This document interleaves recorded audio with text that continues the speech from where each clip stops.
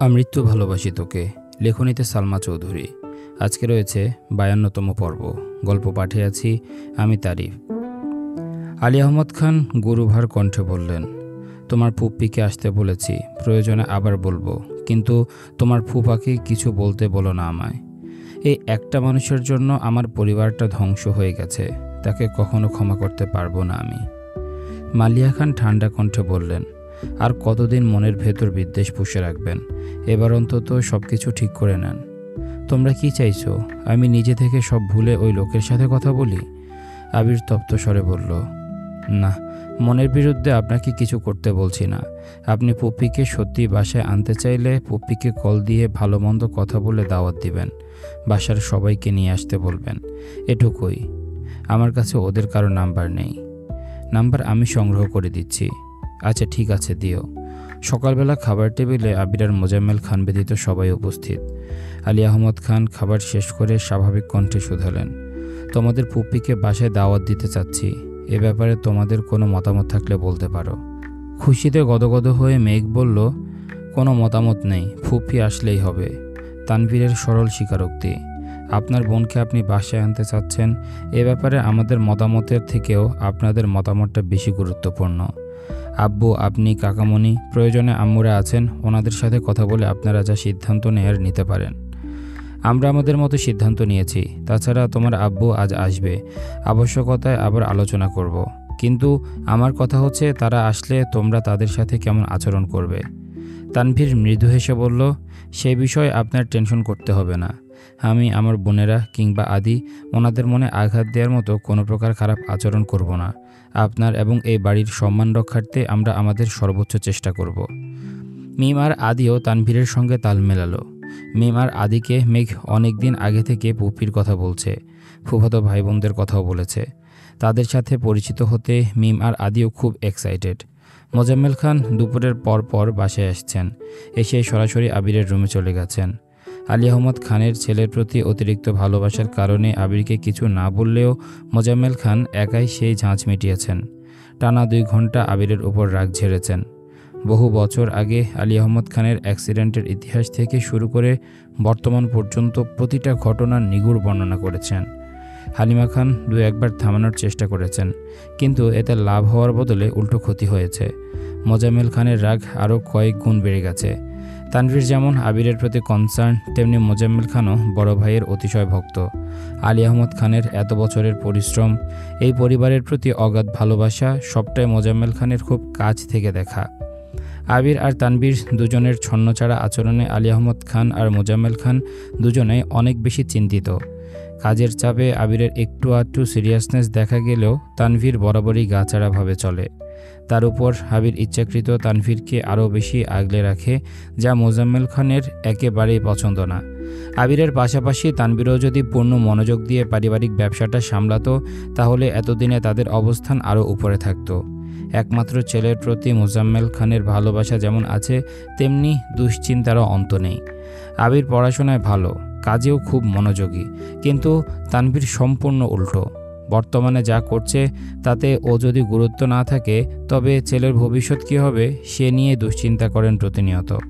সব কিছুর বহিঃপ্রকাশ ঘটছে আজ আবিরের সামনে।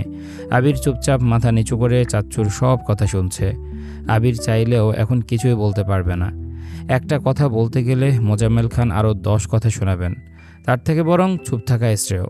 আবির নিজের মনকে বোঝাচ্ছে, আবির আর যাই করিস না কেন, শ্বশুরের সাথে কখনো তেড়ামি করিস না। আবির ধৈর্য রাখতে হবে।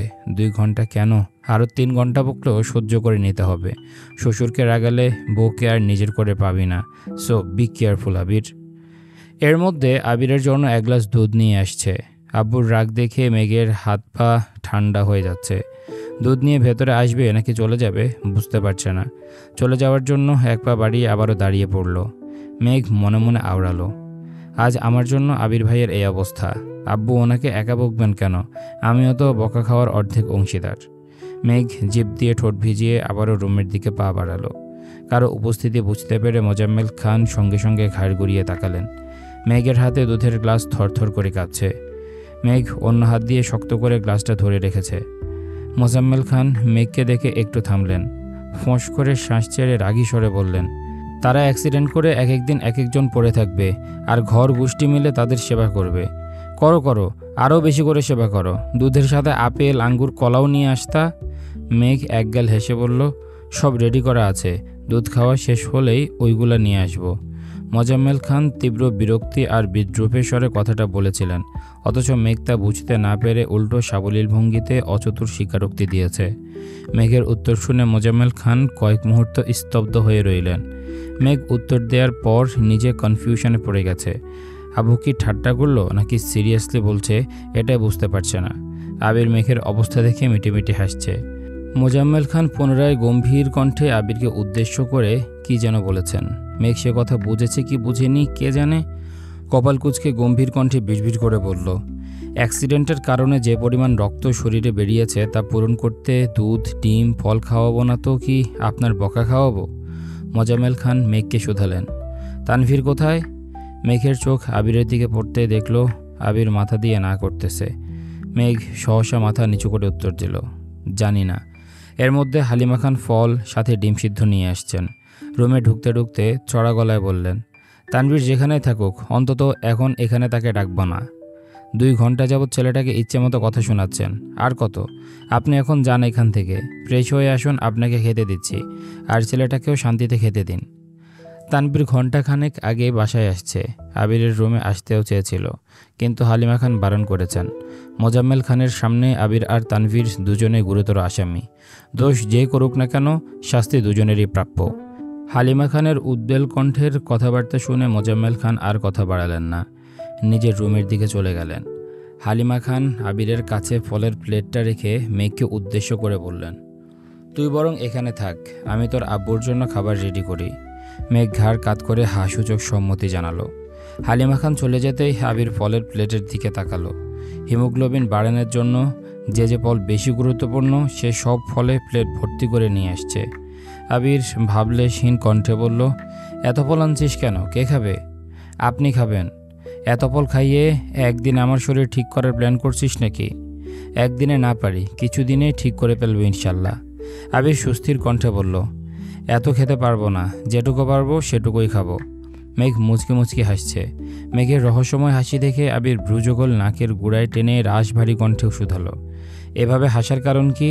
মনের ভেতর কি চলছে? মেঘের মুচকি হাসি প্রখর হলো। বেশ কিছু সময় চলল মেঘের অবাধ হাসি। আবির বিস্তীর্ণ আঁখিতে চেয়ে আছে তার কাদম্বিনীর 2টি নেত্রে। আজ কতদিন পর আবিরের প্রিয়তমার অকৃত্রিম হাসি দেখছে, যাতে নেই কোনো রকম কৃপণতা। দীর্ঘ সময়ের হাসির নিমিত্তে মেঘের চোখ দুটো টলমল করছে। গাঢ় কমলা রঙের একটা জামার সাথে সাদার মধ্যে হ্যান্ডপ্রিন্টের একটা ওড়না মেঘের গায়ে জড়ানো। কমলা আর সাদার কম্বিনেশনে মেঘকে আজ অপরূপা লাগছে। সেই সাথে ঠোঁটগুলো আজ মাত্রাতিরিক্ত লাল দেখা যাচ্ছে। চোখের নিচে কাজল কিছুটা লেপ্টে আছে। নিরবধি হাসির কারণে ঘামে চিকচিক করছে নাকের ডগা। কোনো রমণীর প্রেমে পড়ার জন্য এর চেয়ে বড় কারণ বোধ হয় আর হয় না। মুগ্ধতায় আবিরের 2 চোখ আটকে আছে, নিঃশ্বাস ভারী হয়ে আসছে। বাস্তব আর কল্পনা গুলিয়ে যাচ্ছে। মেঘ চেষ্টা করেও নিজের হাসি থামাতে ব্যর্থ হচ্ছে। দিশাবিশা না পেয়ে বাধ্য হয়ে নিজের হাতে নিজের মুখ চেপে ধরে হাসি থামানোর চেষ্টা করল। আবির তখনও নিরেট দৃষ্টিতে চেয়েই আছে। দৃষ্টির গভীরতা জুড়েই অবিশ্রান্ত ভালোবাসার সুবাস। মেঘের মোহমায়ায় জর্জরিত আবিরের হৃদয়। মেঘ হাসি থামিয়ে আবিরের দিকে তাকাতেই আবির ভ্রুজোড়া নাচালো। মেঘ ঠোঁট বেঁকিয়ে মৃদু স্বরে বলল, আপনি এগুলো খাওয়া শুরু করুন, আমি আসছি। কোথায় যাচ্ছিস? আসতেছি এখনই। মেঘ কিছুক্ষণের মধ্যে 2টো প্লেট হাতে নিয়ে আসলো। 1 প্লেট ভর্তি ফল, আরেক প্লেটে 1 হালি সিদ্ধ ডিম। মেঘ ঠোঁটে হাসি রেখে প্লেট দুটো আবিরের সামনে রাখতেই আবির বিষম খেয়ে উঠল। কাশতে কাশতে আবিরের অবস্থা খারাপ হয়ে যাচ্ছে। অলরেডি আবিরের সামনে 1 হালি ডিম, 1 প্লেট ভর্তি ফল, তার উপর মেঘ আরও 1 হালি ডিম আর 1 প্লেট ভর্তি ফল নিয়ে আসছে। আবির কাশতে কাশতে বলল, এইসবের মানে কি? মেঘ হেসে বলল, এই সবগুলো আপনি এখন খেয়ে শেষ করবেন, আর কোনো কথা আমি শুনতে চাই না। আবির বিপুল চোখে মেঘের দিকে তাকিয়ে আছে। মেঘের যত্ন দেখে মনে হচ্ছে একদিনে আবিরকে পুরোপুরি সুস্থ করে ফেলবে। শরীর থেকে যে পরিমাণ রক্ত বের হয়েছে তা একদিনে পূরণ করে ছাড়বে। আবির মেঘের দিকে তাকিয়ে তাকিয়ে 1 গ্লাস দুধ, 1 হালি ডিম আর 1 প্লেট ফল কোনো রকমে খেয়ে শেষ করেছে। মেঘ সূক্ষ্ম দৃষ্টিতে আবিরকে পরখ করছে। খাওয়াতে কোনো প্রকার গাফিলতি যেন না করতে পারে আবির দীর্ঘশ্বাস ছেড়ে বলল, ম্যাম, আমি কি একটু রেস্ট নিতে পারবো? বেশি কষ্ট হচ্ছে? একটু, তবে আপনি বললে শেষ করে ফেলবো। থাক, পরে খেয়ে নিয়েন, এখন আমি আসছি। আবির উদাসীন কণ্ঠে বলল, আচ্ছা।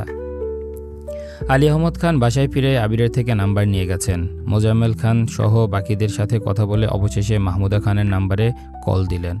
মাহমুদা খানের ফোনে অলরেডি আলী আহমদ খানের নাম্বার ভাইজান লিখে সেভ করা, তাই চিনতে অসুবিধা হয়নি। কল দেওয়ার পর প্রথমবারে কল রিসিভ হলো। মাহমুদা খান কণ্ঠ খাদে নামিয়ে ধীর কণ্ঠে বললেন, আসসালামু আলাইকুম ভাইজান। ওয়ালাইকুম আসসালাম, কেমন আছিস? আলহামদুলিল্লাহ ভালো, তুমি কেমন আছো? আলহামদুলিল্লাহ। কোথায় আছিস? বাসায়। আবির কেমন আছে? আগের থেকে কিছুটা সুস্থ। ভাবিরা কেমন আছে? বাকি সবাই কেমন আছে? আলহামদুলিল্লাহ ভালো। যে কারণে তোকে ফোন দেয়া, আগামীকাল তোদের বাসার সবাইকে আমাদের বাসায় দাওয়াত।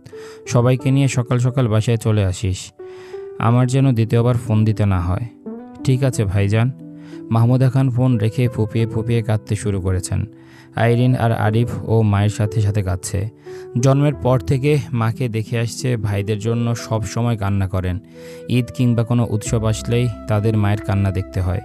28 বছর পর খানবাড়িতে ঢোকার অনুমতি পেয়েছেন। সেই খুশিতে নিজের কান্না আটকে রাখতে পারছেন না। আলী আহমদ খানের রাগ এত সহজে কমে যাবে এটা কেউ কল্পনাও করতে পারেনি। আবিরও ভেবেছিল অন্ততপক্ষে 1-2 বছর চেষ্টা করলে হয়তো বা আব্বুর রাগ নিয়ন্ত্রণে আনা সম্ভব, কিন্তু বোনকে প্রথম দেখাতে উনি সবাইকে ডেকে জানিয়ে দিবে, এটা কেউই ভাবেনি। আজ সকাল থেকে খানবাড়ির অন্দরমহলে কাজের ধুম পড়েছে। 2জন হেল্পিং হ্যান্ড, বাড়ির 3 কর্ত্রীসহ মেঘ, মিম আর আদিও কাজে ব্যস্ত। মেঘ কাজের ফাঁকে ফাঁকে আবিরকে দেখে আসে। আবিরের হাত অনেকটাই ঠিক হয়েছে, তবে পায়ের ব্যথাটা এখনও অনেক বেশি। আজ 3 ভাই একসঙ্গে বাজার করতে বেরিয়েছেন। বোনের পছন্দ মতো মাছ থেকে শুরু করে সবজি, অন্যান্য প্রয়োজনীয় জিনিস নিয়ে আসছে। মিম মেঘ মিলে চুপি একটা বরণডালাও সাজিয়েছে, যেটা মিমের রুমে লুকিয়ে রেখেছে। আবির সুযোগ মতো মেঘকে ডেকে ঠান্ডা মাথায় সব বুঝিয়ে দিয়েছে। মেঘ যেন কোনো প্রকার উচ্ছৃঙ্খল আচরণ না করে। আব্বু চাচ্চুর প্রতি আবিরের বিন্দু পরিমাণ বিশ্বাস নেই। মেঘকে না আটকালে কখন কোন অঘটন ঘটবে তার আশঙ্কায় আছে।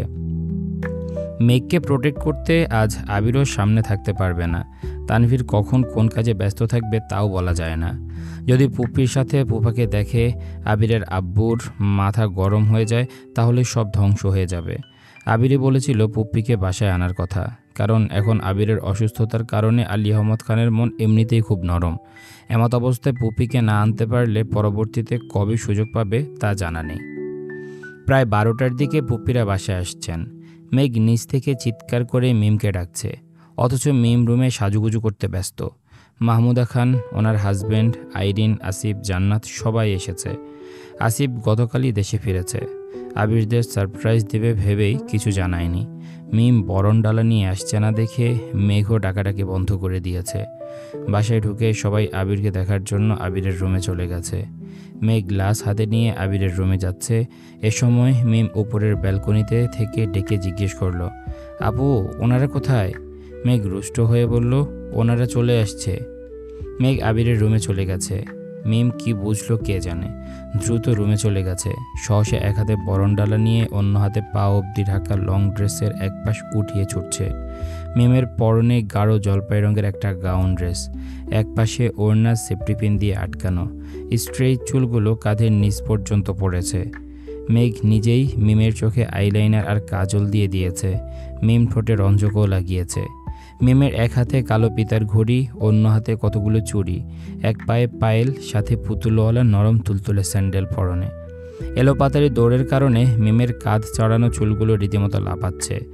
আশপাশ কোন দিকে তাকানোর মতো সময় নেই। বরণডালা হাতে নিয়ে মেন গেট পার হতেই আচমকা এক ছেলের সাথে ধাক্কা লাগতেই সামনের ছেলেটা দ্রুত সরে গেছে। মিমের হাতের বরণডালা সহ ফুলের পাপড়ি সব পড়ে গেছে। সাথে সাথে মিমও ধপাস করে নিচে পড়ে গেছে। ব্যথায় মিম চিৎকার করে উঠল, ও মা গো! চিকন লম্বা এক ছেলে 2 কদম এগিয়ে এসে শুধালো, ব্যথা পেয়েছ? মিম রাগে কটমট করে বলল, এই কে আপনি? আমার বাসায় এসে আমাকে ফেলে দিয়ে আবার জিজ্ঞেস করেন ব্যথা পাইছি কি না? আপনার সাহস তো কম না? আবারও আর্তনাদ করতে করতে বলল, উফ, আমি শেষ। ছেলেটাও খ্যাপা স্বরে বলল, নিজে দেখে চলতে পারো না, আবার আমায় দোষারোপ করছো। আমি কি তোমায় ফেলছি নাকি? নিজের গায়ে জোর নাই, আবার আমায় বলতে আসে। মিম এখনও মাটিতে পড়ে আছে। মিমের রাগ মাথায় উঠে যাচ্ছে। রাগে কটকট করতে করতে বলল, একদম গায়ের জোর নিয়ে কথা বলবেন না। আপনি ইচ্ছে করে আমায় ফেলেছেন। আমি এখনই ভাইয়াকে ডাকবো।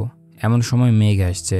দরজার সামনে মিমকে বসে থাকতে দেখে মেঘ কপাল কুঁচকে শুধালো, কিরে, তুই এখানে বসে আছিস কেন? মিম ফোঁস করে উঠল।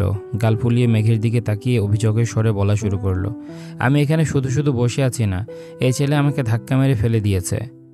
মেঘ ছেলের দিকে তাকাতেই ছেলেটা নিরুদ্বেগ কণ্ঠে বলল, আপু বিশ্বাস করো, আমি ইচ্ছে করে ধাক্কা দেইনি। ভেতর থেকে কে ছুটে আসছে আমি কিভাবে বুঝবো? আমি ভেতরে ঢুকছি, সে হুট করে সামনে চলে আসছে। আমি ভয় পেয়ে কিছুটা সরে গেছি, আর সে পড়ে গেছে।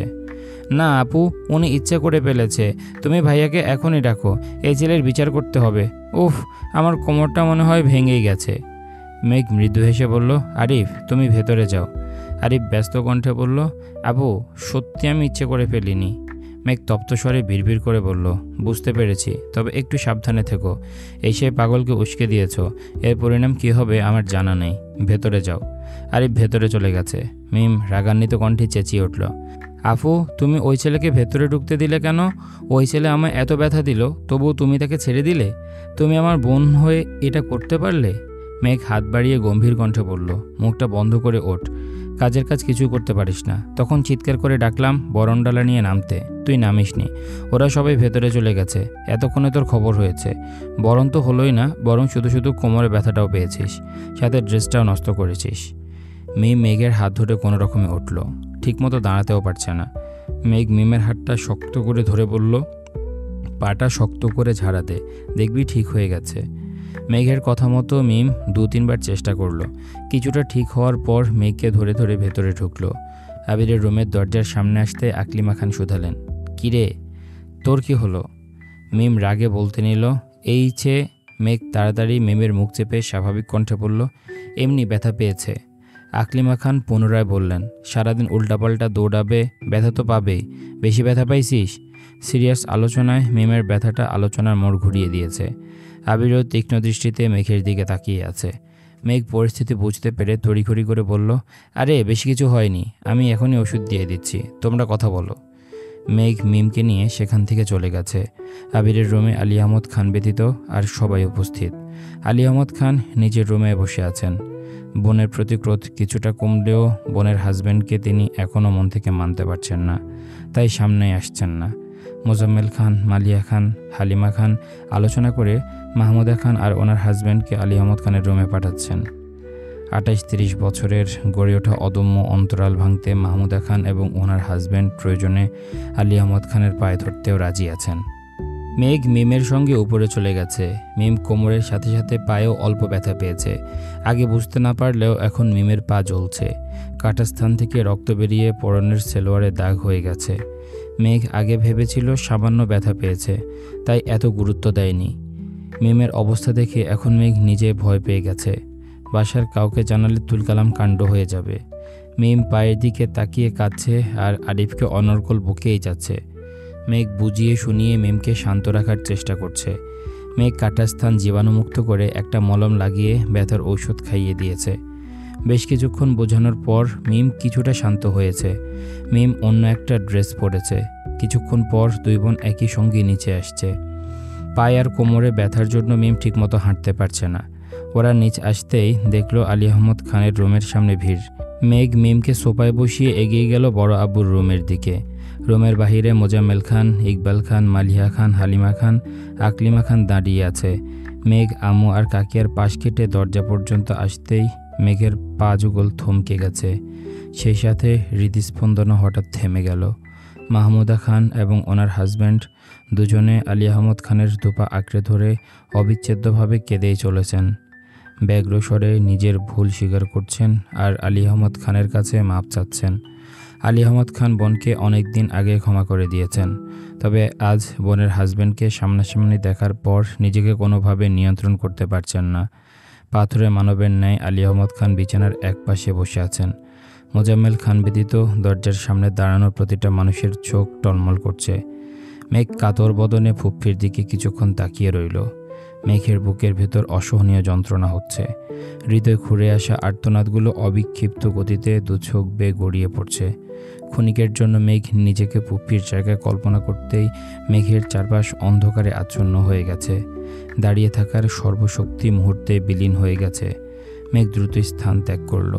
মেমের পাশে সোফায় গিয়ে বসে চোখ বন্ধ করে ঘন ঘন শ্বাস নিয়ে নিজেকে স্বাভাবিক করার চেষ্টা করছে। মেঘের অস্থিরতা দেখে মিম অবাক চোখে চাইল। আশপাশে চোখ বুলিয়ে মিম সন্ধিহান কণ্ঠে শোধাল, আপু কি হয়েছে তোমার? এভাবে হাঁপাচ্ছ কেন? মেঘ নিজেকে সামলে স্বাভাবিক কণ্ঠে বলল, কিছু হয়নি। অন্যদিকে আবিরের রুমে আসিফ, জান্নাত, তানভীর, আরিফ, আইরিন সবাই খুনসুটিতে মেতে আছে। বেশ কিছুক্ষণ খোঁজগল্প করার পর আসিফ হঠাৎই গম্ভীর কণ্ঠে আবিরকে উদ্দেশ্য করে বলল, শুনলাম তুই নাকি মেঘের জন্য অ্যাক্সিডেন্ট করেছিস। মোটেই না, তোমরা শুধু শুধু আমার ওনাকে দোষারোপ করছো। ওনার কোনো দোষই নাই, ভাগ্যে ছিল তাই অ্যাক্সিডেন্ট করেছি। আসিফ কিঞ্চিত হেসে বলল, এখনই তার পক্ষ নিচ্ছিস? বিয়ের পর কি করবি তাহলে? আবির জিভ দিয়ে ঠোঁট ভিজিয়ে ঠোঁট বেঁকিয়ে হেসে মৃদুস্বরে বলল, পরে বউ ভক্ত জামাই হব। ও যা বলবে, যেভাবে বলবে আমি সেভাবেই চলবো। বাস্তবে কেন, স্বপ্নেও কোনোদিন ওকে আমার বিরুদ্ধে কোনো ধরনের অভিযোগ তুলতে দেব না ইনশাল্লাহ। জান্নাত, আসিফ আর তানভীর একসঙ্গে ইনশাল্লাহ বলে উঠল। আইরিন হাসি মুখে শোধালো, ভাইয়া তুমি বিয়েটা কবে করবা? আমরা কি বিয়ে খাবো না? আবির ঠাট্টা স্বরে বলল, তোকে বিয়ে দিয়ে তারপরই করব। আইরিন মুখ ফুলিয়ে গম্ভীর কণ্ঠে বলল, আমার কি বিয়ের বয়স হয়েছে? মাত্র 16 বছর বয়স আমার, আমি এখনও শিশু। তানভীর হেসে বলল, এখনও কত কত গ্রামে 12-14 বছর বয়সী মেয়েদের বিয়ে হয়ে যায়, সেখানে তুই তো তাদের থেকে 2 বছরের বড়, তোকে দিতে সমস্যা কি? আইরিন গুরুগম্ভীর ভাব নিয়ে বলল, তোমার বোন যে আমার থেকে আরও 3 বছরের বড়, সে বেলায় তাকে বিয়ে দাও না কেন? তানভীর সত্তর জবাব দিল, আমার বোনের জামাই ফিক্সড, তাই কোনো টেনশন নাই, কিন্তু তোর জন্য তো ছেলে খুঁজতে হবে, এজন্য সবার টেনশন। আইরিন ভ্রু নাকের গোড়ায় টেনে রাশভারী কণ্ঠে বলল, আমি বিয়েই করব না। আইরিনের কথা শুনে সবাই উঁচু স্বরে হাসতে শুরু করেছে। আইরিন রাগে কটকট করতে করতে সবার দিকে তাকাচ্ছে। জান্নাত ঠোঁটে হাসি রেখে বলল, তোমরা সব সময় আমার ননদিনীটাকে রাগাও। আমার ননদিনীকে বিয়েই দিব না, সারা জীবন আমাদের কাছে রেখে দিব, তাহলে আম্মুকেও মেয়ের জন্য কান্নাকাটি করতে হবে না। আইরিনের গাল ফুলানো দেখে আরিফ আইরিনের মাথায় গাঁটটা মেরে বলল, তুই এত ব্যাককল কেন রে, মজাও বুঝিস না? আইরিন মাথায় ঘষতে ঘষতে অসহায় মুখ করে আরিফের দিকে চেয়ে আছে। আরিফ সবার সাথে অন্য বিষয়ে কথা বলায় ব্যস্ত। এর মধ্যে আকলিমা খান দরজা থেকে ডেকে বললেন, তানভীর ওদের নিয়ে বাসাটা একটু ঘুরে দেখা, আর পারলে আবিরকে ধরে রুমটা থেকে বের কর, এক রুমে বন্দি থাকতে কত ভালো লাগে। তানভীর দীর্ঘকণ্ঠে বলল, ঠিক আছে তুমি যাও, আমি ভাইয়াকে নিয়ে যাচ্ছি। আইরিন, আরিফ, জান্নাত আগে বেরিয়ে গেছে। তানভীর আর আসিফ দুপাশ থেকে আবিরকে ধরে আস্তে ধীরে নিয়ে যাচ্ছে। আবিরের হাত মোটামুটি ঠিক হয়ে গেছে, পায়ে ব্যথা রয়েছে। বাড়ির নিরিবিলি পরিবেশ দেখে জান্নাত এগিয়ে গিয়ে আকলিমা খানকে শাশুড়ির কথা জিজ্ঞেস করতে লাগলো। মেঘ আর মিম দুজনই সোফায় হেলান দিয়ে বসে আছে। সবাইকে বের হতে দেখে হালিমা খান এগিয়ে এসে মেঘকে ডেকে বললেন, ওদের নিয়ে ছাদ থেকে ঘুরে আয়, আমরা খাবার রেডি করছি। এদিক ওদিক নজর বুলিয়ে মেঘ উঠে নিজের মনকে সামলে মুখে হাসি নিয়ে বলল, চলো। মিমকে উদ্দেশ্য করে বলল, কিরে তুই যেতে পারবি? মিম মেঘের দিকে এক পলকের জন্য তাকাতেই হঠাৎ আরিফের দিকে চোখ পড়ল। অমনি মিম রেগে মেগে আগুন হয়ে গেছে। রাগান্বিত কণ্ঠে বলল, আমি যাব না, তুমি যাদের নিয়ে যাচ্ছিলে তাদের নিয়েই যাও। মেঘ যথারীতি আইরিন আর আরিফকে নিয়ে উপরে চলে গেছে। এক এক করে মিম, তানভীর, মেঘ, আবির সবার রুম ঘুরিয়ে ছাদে নিয়ে গেল। ছাদ ভর্তি এত এত গাছ দেখে আইরিন খুশিতে লাফালাফি শুরু করে দিয়েছে। আইরিনের উইশ লিস্টের প্রায় অনেক গাছ অলরেডি মেঘদের ছাদে আছে। আইরিন আপন মনে বক বক করেই যাচ্ছে, এই গাছটা আমার আছে, ওইটা ছিল এখন নাই, এই গাছটা আমাদের বাসায় হয় না, তুমি আবার আমাদের বাসায় গেলে তোমাকে আমাদের বাসার ছাদে নিয়ে যাব। মেঘ মৃদু হেসে শুধু বলল, আচ্ছা ঠিক আছে। অনেকক্ষণ যাবৎ বক বক সহ্য করে অবশেষে আরিফ ক্ষুব্ধ হয়ে বলল, তোদের সাথে এসে আমার নিজেকে উন্মাদ মনে হচ্ছে। গাছগাছালি নিয়ে এত আলোচনা গবেষণাগারের গবেষকরা বোধহয় করেন না। আইরিন ঠাট্টা স্বরে বলল, তুই ভালো মানুষ ছিলি কবে? আরিফ অগ্নিদৃষ্টিতে তাকাতে আইরিন ভেঙচি কাটল। মেঘ হেসে বলল, আচ্ছা গাছ নিয়ে আর কথা বলবো না, তোমার যে বিষয়ে কথা বলতে ইচ্ছে করে সে বিষয়ে বলো। আরিফের রাগ মুহূর্তে গায়েব হয়ে গেছে। সহসা অস্ফুট কণ্ঠে বলল, এই না বলে আইরিন সঙ্গে সঙ্গে আরিফের মুখ চেপে ধরে ফেলল। মেঘ আশ্চর্যান্বিত নয়নে তাকিয়ে আইরিনকে শুধালো, আরিফের মুখ চেপে ধরেছ কেন? পুনরায় আরিফকে শুধালো, কি বলতে চাইছিলে বলো? ভা মানে কি? আরিফ ঢোক গিলে উষ্ণ স্বরে বলল, ভালো বোন। মেঘ ভ্রুকুচকে সন্দেহের দৃষ্টিতে তাকিয়ে শুধালো, সত্যি? তাহলে আইরিন মুখ চেপে ধরেছে কেন? আইরিন খুব হিংসুটে, ও নিজেকে ছাড়া আর কাউকে ভালো বলতে দিবে না। তোমাকে ভালো বলে ফেলেছি, এটা ওর সহ্য হচ্ছে না। আইরিন বিপুল চোখে আরিফের দিকে তাকিয়ে আছে আর ভেতরে ভেতরে ফুঁসতেছে। বিড়বিড় করে বলল, আগে বাসায় চল, তারপর তোকে বুঝাবো। মেঘ, আইরিন, আরিফ তাদের প্রশংসা, ভার্সিটি লাইফ আর স্কুল লাইফ নিয়ে গল্প করছে। এদিকে আবির, তানভীর, আসিফ সোফায় বসে বসে গল্প করছে। আবিরের ব্যবসা, তানভীরের রাজনীতি, আসিফের জব লাইফ নিয়ে নানান আলাপ আলোচনায় মগ্ন। জান্নাত হালিমা খান ও আকলিমা খানের সাথে খাবার পরিবেশনে সাহায্য করছে। মাহমুদা খান, ওনার হাজব্যান্ড এবং বাকিরা আলী আহমদ খানের রুমে টুকটাক কথা বলছেন। মাহমুদা খানকে আলী আহমদ খান নতুন করে সবার সাথে পরিচয় করিয়ে দিচ্ছেন, যদিও মাহমুদা খান সবাইকে আগে থেকেই চেনেন। আলী আহমদ খান হঠাৎ প্রশ্ন করলেন, তোর ছেলে মেয়ে কি তিনজনই? মাহমুদা খান মৃদুস্বরে বললেন, না, আমার আলহামদুলিল্লাহ 2 ছেলে আর 2 মেয়ে। মোজাম্মেল খান শুধালেন, আরেক মেয়ে কোথায়? নিয়ে আসলি না কেন? বড় মেয়ের বিয়ে হয়ে গেছে, কানাডা থাকে। ইকবাল খান আশ্চর্য নয়নে তাকিয়ে বললেন, আফা, তোমার এক মেয়েও বিয়ে দিয়ে ফেলেছ? মাহমুদা খান মলিন হেসে বললেন, আলহামদুলিল্লাহ, 1 বছরের একজন নাতিও আছে। মোজাম্মেল খান বোনের কথায় রীতিমতো ভিমড়ি খেল। আলী আহমদ খান মালিয়া খানের দিকে তাকিয়ে উদাসীন কণ্ঠে শুধালেন, আমার ছেলেকে এবার বিয়ে করানো দরকার নাকি বলো? মালিয়া খান কিছুটা তপ্ত স্বরে বললেন, আবির ফেরার পর থেকে আপনার কাছে আমি এ কথাই বলছি, কিন্তু আপনি তো আমার কথার গুরুত্বই দিচ্ছেন না। এবার গুরুত্ব দিতেই হচ্ছে। আমার ছোট বোন নানি হয়ে গেছে আর আমি এখনও ছেলের বউয়ের মুখে আব্বাজান ডাকি শুনতে পারলাম না। মোজাম্মেল খান চিন্তিত কণ্ঠে জিজ্ঞেস করলেন, কোনো মেয়ে কি পছন্দ হয়েছে ভাইজান? দেখেছো কি? হ্যাঁ, মেয়ে আমার পছন্দ করাই আছে, আবির শুধু হা বললেই হবে। মালিয়া খান উদ্বিগ্ন কণ্ঠে শুধালেন, মেয়েকে কি করে? আলী আহমদ খান ঠাট্টায় স্বরে বললেন, মেয়ে তুমিও দেখেছিলে, এবার আমিও দেখেছি, এখন দেখি ছেলে কি করে। মোজাম্মেল খান আবারও প্রশ্ন করলেন, ভাইজান, তুমি কি শাকিল সাহেবের মেয়ের কথা ভাবতেছ? মালিয়া খান জিজ্ঞাসু দৃষ্টিতে তাকিয়ে প্রশ্ন করলেন, শাকিল সাহেবকে? ইকবাল খান উত্তর দিলেন, ভাইজানের ব্যবসায়িক বন্ধু। মেয়ে দেখতে কেমন? মাশাল্লাহ ভাবি, মেয়ে দেখার মতো, আপনি দেখলে চোখ ফেরাতে পারবেন না, যাকে বলে আগুন সুন্দরী, তার উপর বাবা মায়ের একমাত্র মেয়ে বলে কথা। মালিয়া খান ঠান্ডা কণ্ঠে জানালেন, না, আমার ছেলের বউ হবে আমাদের মতো সাধারণ, অবশ্যই মিশুক হতে হবে। যে আগুনের আশেপাশে ভিড়তেই পারবো না, সে আগুনে আমার ছেলেকে পুড়তে দেব না। আলী আহমদ খান গম্ভীর কণ্ঠে বললেন, তোমার ছেলে বিয়ের জন্য রাজি হলে তারপর অন্যান্য বিষয় নিয়ে আলোচনা করা যাবে। এদিকে মাহমুদা খানের বুকের ভেতর থাকা হৃৎপিণ্ড কেঁপে উঠেছে। উনি এতদিনে আবিরকে যতটুকু চিনেছেন, আবির মেঘকে না পেলে আবিরও বাঁচবে না, যে কোনো একটা বড় ধরনের অ্যাক্সিডেন্ট ঘটিয়ে ফেলবে। মাহমুদা খান আলী আহমদ খানের সামনে মুখ ফুটে কিছু বলতে পারছেন না, আবার চুপচাপ কথাগুলো হজম করতে পারছেন না। অন্যদিকে মিম সোফায় বসেছিল। আবিররা সোফায় এসে বসতেই মিম কিছু একটা ভেবে তড়িঘড়ি করে উঠে পায়ে ব্যথা নিয়ে দৌড়ে রান্নাঘরে গেল। উত্তেজিত কণ্ঠে শুধালো, আম্মু, বাসায় কলা আছে? হ্যাঁ, কেন? আমায় একটা কলা দাও। ভাত খাওয়ার সময় কলা দিয়ে কি করবি? খাবো, এখনই দাও। একটা না, 2টা কলা দিও। আকলিমা খান কপাল কুঁচকে মিমের দিকে তাকিয়ে কিছু না বলে 2টো কলা বের করে দিল। সঙ্গে সঙ্গে হালিমা খান মিমকে বললেন, মিম, চাঁদ থেকে ওদের ডেকে নিয়ে আয় তো। মিম ঠোঁট বেঁকিয়ে হেসে বলল, অবশ্যই, এখনই যাচ্ছি। মিম কলা খেতে খেতে সিঁড়ি দিয়ে উঠছে। মুহূর্তে যেন পায়ের ব্যথার কথা সম্পূর্ণ ভুলে গেছে। চাঁদের দরজা থেকে ডাকলো, আপু, মামনি তোমাদের ডাকছে।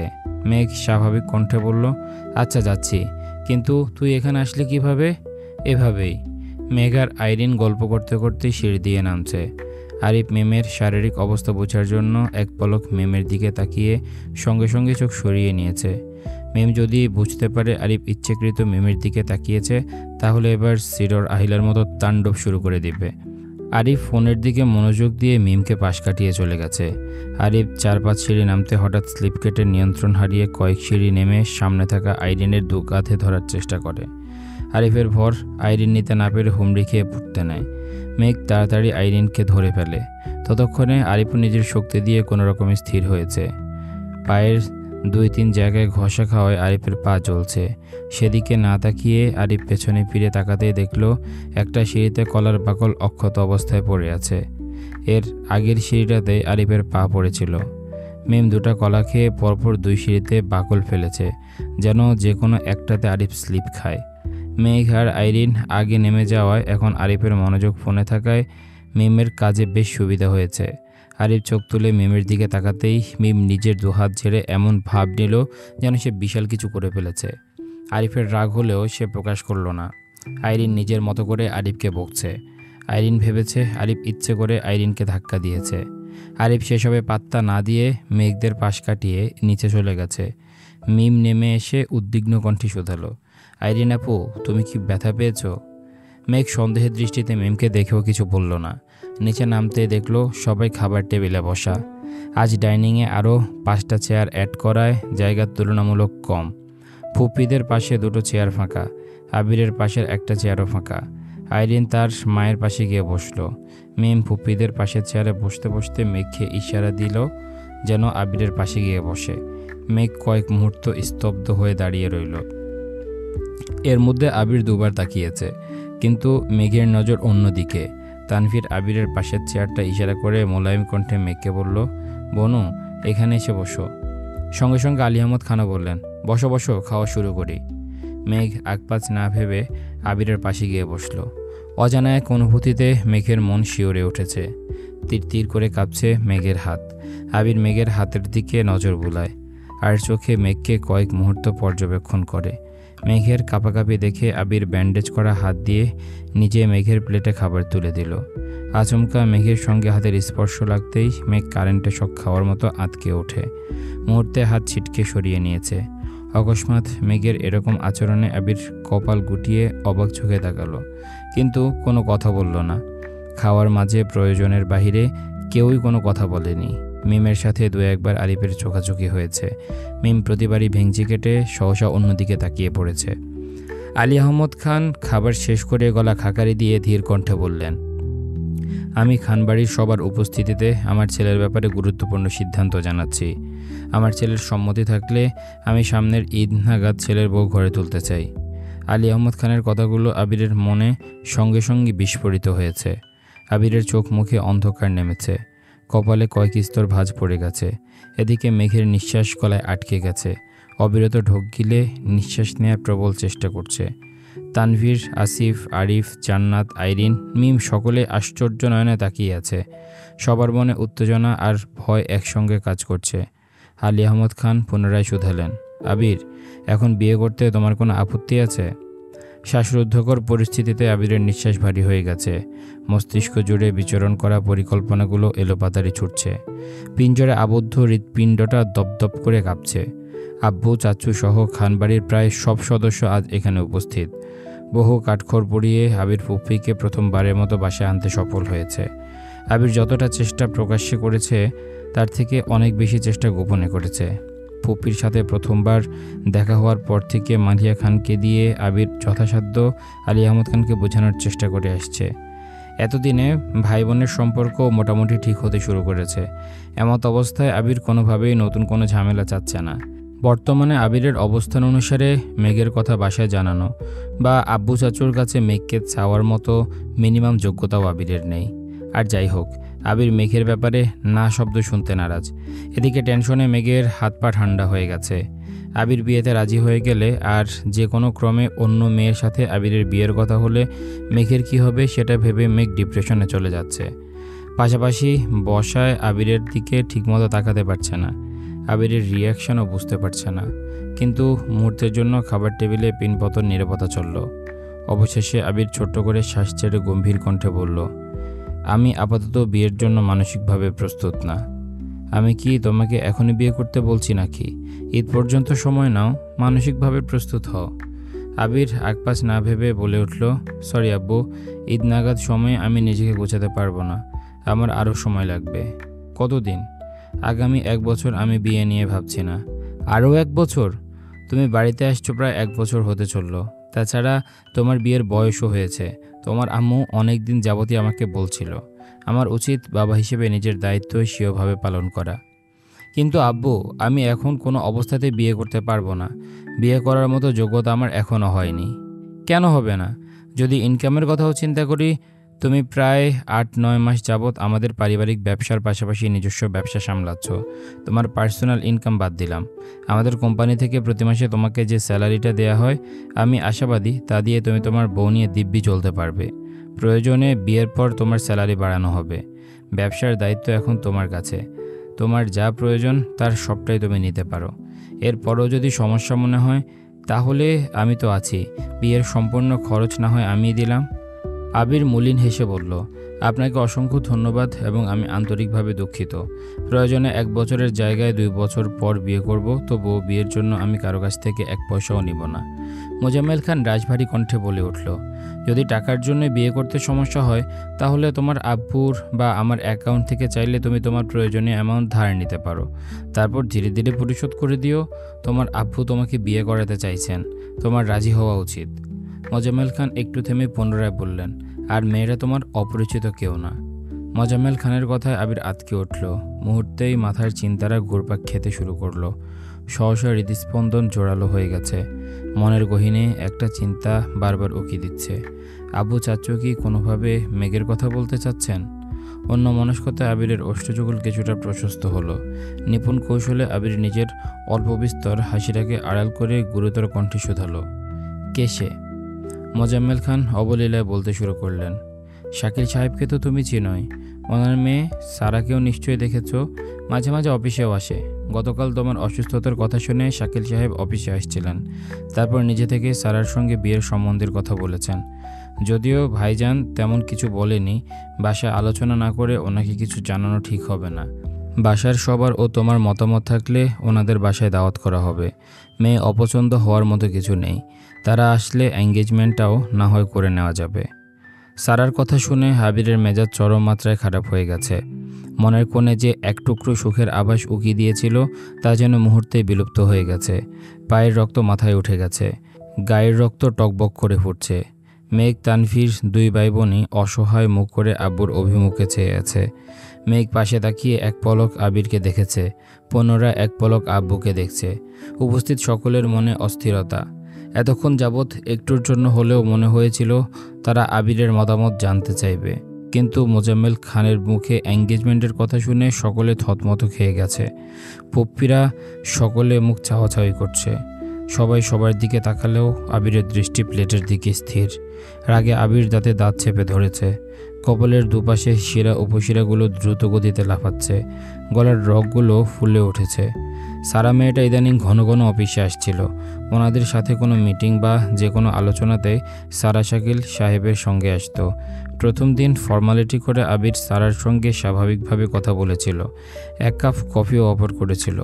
মিটিংয়ে যাওয়ার আগে আবির কাউকে কফি দেওয়ার কথা বলেও গিয়েছিল, কিন্তু পরবর্তীতে ব্যস্ততার জন্য সারার সঙ্গে আর কথা হয়নি। সে থেকে সারা প্রায় অফিসে আসতো, জেসে আবিরের সাথে কথা বলার চেষ্টা করত। আবির ব্যস্ততা দেখিয়ে সবসময় ইগনোর করত। সারা বেশ কয়েকবার আবিরের নাম্বারও চেয়েছে, কিন্তু আবির দেয়নি। সে মেয়ের সঙ্গে বাবা চাচা আবিরের বিয়ের কথা ভাবছে, এতেই আবিরের মেজাজ তুঙ্গে। আবির মুখ ফুলিয়ে শ্বাস টানল, নিজেকে নিয়ন্ত্রণ করার শেষ চেষ্টা করল। দীর্ঘ শ্বাস ছেড়ে কণ্ঠ 4 গুণ ভারী করে বলল, আমি বিয়ে করব না মানে করবই না। আগামী 1 বছর এ বাড়িতে কোনো প্রকার বিয়ের আলোচনা শুনতে চাই না। শাকিল সাহেবের মেয়ে হোক আর যে সাহেবের মেয়ে হোক, আজকের পর থেকে অফিসিয়াল কার্যক্রমের সদস্য ব্যতীত অফিসে যেন কোনো মেয়ে না আসে। আর অনুগ্রহ করে আমার বিয়ে নিয়ে আপনারা আলোচনা বন্ধ করুন। আলী আহমদ খান রাজভারী কণ্ঠ বললেন, তুমি কথা শেষ করতে দিবে তো? আব্বু, আমি আর কোনো কথা শুনতে বা বলতে চাচ্ছি না। তোমার কিছু বলার থাকলে বলতে পারো। আবির রাগান্বিত কণ্ঠে বলে উঠল, আপনারা আপনাদের সিদ্ধান্ত জানিয়ে এঙ্গেজমেন্ট পর্যন্ত ফিক্সড করে ফেলেছেন, আর এখন আমার মতামত জানতে চাচ্ছেন? বাহ, অসাধারণ। মালিয়া খান শান্ত স্বরে বললেন, আবির, আব্বুর সাথে এভাবে কথা বলছিস কেন? কথা বললেই তো বিয়ে হয়ে যায় না। ওনারা তো তোর সিদ্ধান্ত জানতেই চাচ্ছেন। আম্মু, এটাকে সিদ্ধান্ত জানতে চাও বলে না। ওনারা ওনাদের মর্জি আমার উপর চাপালেই আমি ওনাদের সব সিদ্ধান্ত মানতে পারবো না। আর যদি আমার সিদ্ধান্ত জানতেই চাও, তাহলে আমি আবারও বলছি, আগামী 1 বছর আমি বিয়ে করতে পারবো না। এ ব্যাপারে আমার সামনে অথবা আড়ালে আর কোনো কথা যেন না হয়। আলী আহমদ খান উঠে যেতে যেতে ভারী কণ্ঠে বললেন, ঠিক আছে, তোমার বিয়ে নিয়ে আর কোনো কথা হবে না। আবির গম্ভীর কণ্ঠে জবাব দিল, ধন্যবাদ। মোজাম্মেল খান গুরুগম্ভীর কণ্ঠে বললেন, ছেলে মেয়ে বড় হয়ে গেলে নিজের মর্জিতে চলতে চায়, বাবা মায়ের অবাধ্য সন্তান হয়ে যায়। বড়দের সিদ্ধান্ত তখন তাদের কাছে মূল্যহীন মনে হয়, কাউকে পরোয়া করে না। আবির ঠোঁট বেঁকিয়ে মনে মনে বিড়বিড় করে বলল, পারলে নিজের মেয়েকে আমার কাছে দেন বিয়ে, তারপর দেখুন আপনাদের সিদ্ধান্তের মূল্য দেয় কিনা। নিজের মেয়ের কথা তো একবারও বললেন না। কোথাকার কোন মেয়েকে আমার ঘাড়ে গুছিয়ে দিতে উঠে পড়ে লেগেছেন। তাতে রাজি হইনি বলে আমি অবাধ্য সন্তান হয়ে গেছি। বাহ শ্বশুর আব্বু, বাহ। আপনার মেয়েকে বিয়ে দিলে ঈদ পর্যন্ত অপেক্ষা করতে হবে না, আজ এই মুহূর্তে বিয়ে করে ফেলবো। মোজাম্মেল খান বিড়বিড় করতে করতে খাবার টেবিল ছেড়ে উঠে চলে গেছেন। আবির এক পলক চাচ্চুর দিকে তাকালো। বিড়বিড় করে বলা কথার কিছুই আবির বুঝল না। চোখ ঘুরাতে তানভীরকে চোখে পড়ল। আবির তানভীরকে দেখেই সিম্পলি স্মাইল দিল। তানভীরের মুখেও গম্ভীর্যতা লেগেই আছে। আবির পুপ্পিদের দিকে তাকিয়ে স্বাভাবিক কণ্ঠে বলল, তোমরা খাচ্ছ না কেন? খাও খাও।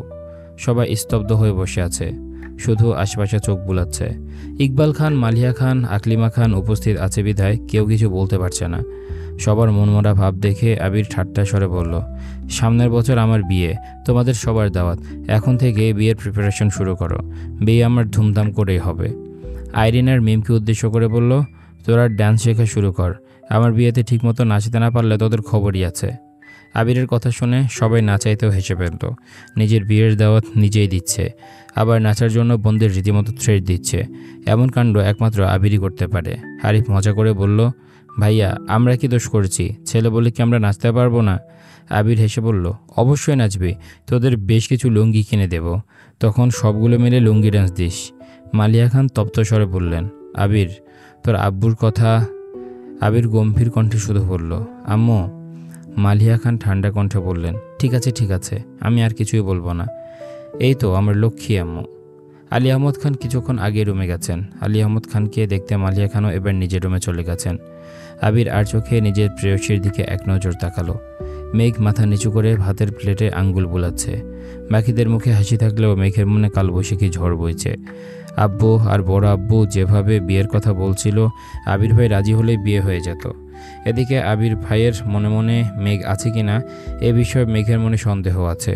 মেঘের প্রতি আবিরের মনে ভালোবাসা নাকি ভালো লাগা, 1 বছর পর আদৌ আবির কি মেঘকে বিয়ে করবে নাকি অন্য কোনো মেয়েকে বিয়ে করে ফেলবে, সেসব ভেবেই মেঘের মন আরও বেশি খারাপ হয়ে যাচ্ছে।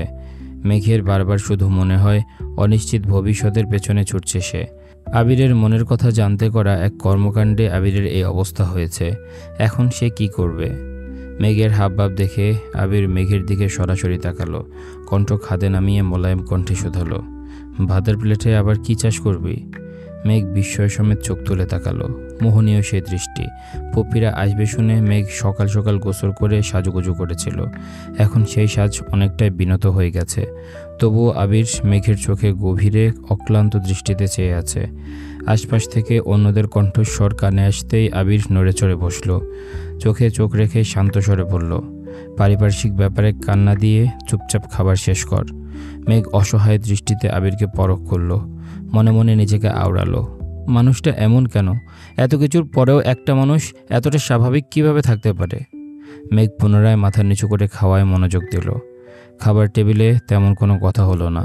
খাওয়া দাওয়া শেষ করে ফুপিরা কিছুক্ষণ গল্প করে বিকেলের দিকে বাসায় চলে গেছেন। যাওয়ার সময় আলী আহমদ খান গিফটের পরিবর্তে সবাইকে টাকা দিয়ে দিয়েছেন। সন্ধ্যার পরপর মেঘ ঘুমিয়েছিল। সেই ঘুম ভেঙেছে রাত 11:30 নাগাদ। এই ছিল আজকের পর্ব। কেমন লেগেছে তোমাদের কমেন্ট করে জানাও। দেখা হচ্ছে পরের পর্বে, ততক্ষণ পর্যন্ত সবাই ভালো থাকো। আজকের মতো আমি তারিফ এখানে বিদায় নিচ্ছি। আল্লাহ হাফেজ।